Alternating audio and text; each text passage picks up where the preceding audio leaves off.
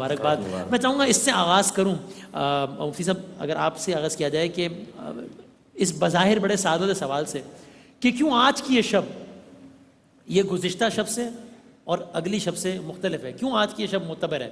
سرکار دو عالم صلی اللہ علیہ وآلہ وسلم ظاہری طور پر آج اس دنیا میں آئے ہیں، یہ تو ظاہر ہے اہم ترین بات، لیکن کیوں اس شب کو اس انداز سے منانا ضروری ہے؟ پھر میں اگلے ہاف میں سب سے پوچھوں گا کہ یہ سیلیبریشن اور یہ سب تو ضروری ہے جس کے بارے میں فرمائیں گے، اور پھر کہ اس شب کی اور اس کی اسپرٹ کیا ہے کہ ہمارے کردار میں کس طرح ریفلیکٹ کرنی چاہیے یہ سیلیبریشن، میں اگلے اس میں پوچھوں گا. ابھی آپ سے بتائیے گا.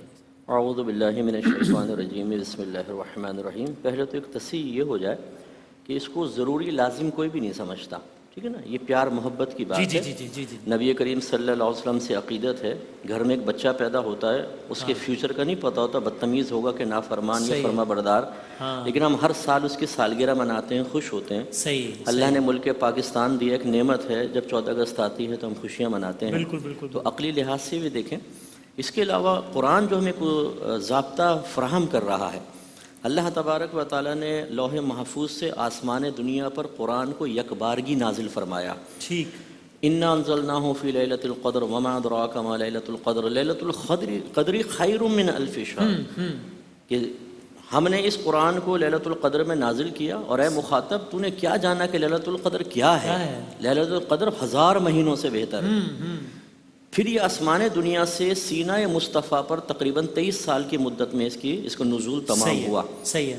اب لوح محفوظ سے آسمان دنیا پر کب آیا یہ تو کوئی تاریخ محفوظ نہیں، پتہ نہیں کتنے عرصے پہلے آیا ہوگا. ٹھیک ہے. لیکن اللہ تبارک و تعالیٰ نے اس اہم جو معاملہ ہوا، وہ جب وہ رات آتی ہے، جس سال آتی ہے، اللہ تعالیٰ نے اس کو 1000 مہینوں سے افضل قرار دیا. صحیح ہے. اور نبی کریم صلی اللہ علیہ وسلم نے ارشاد فرمایا کہ تم لیلۃ القدر کو رمضان کی آخری طاق راتوں میں تلاش کرو. صحیح ہے. اس کا مطلب برکات حاصل کرو. تو جب قرآن نازل ہوا تو اتنی برکات، اور قیامت تک جب رات آئے وہ برکات عود کر آئیں، تو جب صاحب قرآن نازل ہوں اس رات میں کتنی برکات ہوں گی. سبحان اللہ سبحان اللہ. اس لیے یہ محبت کا معاملہ ہے، شریعت نے کوئی فرض واجب نہیں کیا. ہاں اللہ تعالیٰ فرماتا ہے قل بفضل اللہ وبرحمتہ فبذلک فلیفرحوا. اے حبیب آپ فرمائیے کہ انہیں چاہیے کہ اللہ تعالیٰ کے فضل اور اس کی رحمت پر خوش ہوں. واہ واہ.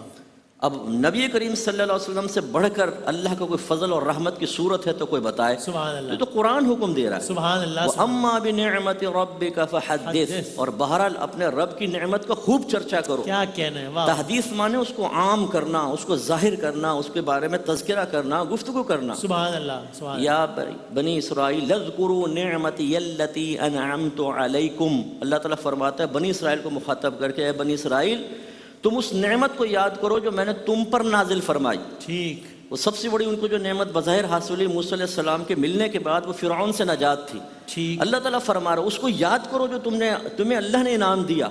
تو پھر اس سے بڑھ کر انعام تو میرے مصطفیٰ کی آمد ہے، اس کو کیوں نہ یاد کریں. تو قرآن و حدیث سے یہ ثابت ہے. اب جیسے سرکار سے پوچھا رسول اللہ آپ ہر پیر کے دن کا روزہ کیوں رکھتے ہیں؟ تو آپ نے ارشاد فرمایا اس لیے کہ میں اسی دن پیدا ہوا اور مجھ پر پہلی وحی بھی اسی دن نازل ہوئی. اس کا مطلب ہے اہتمام مصطفیٰ ہے کہ وہ اظہار تشکر کے لیے اللہ تبارک و تعالیٰ کو راضی کرنے کے لیے روزہ بھی رکھ رہے ہیں. اور وجہ کیا بیان فرما رہے ہیں؟ اس دن میں پیدا ہوا. تو گویا کہ جو مسلمان سرکار کی محبت اور پیار میں اس رات میں اور ان دنوں میں خاص طور پر خوشیوں کا اظہار کرتے ہیں، یہ عین حکم قرآنی کے مطابق اور سنت نبوی کے لحاظ سے. سبحان اللہ سبحان اللہ. کیا کہنا ہے.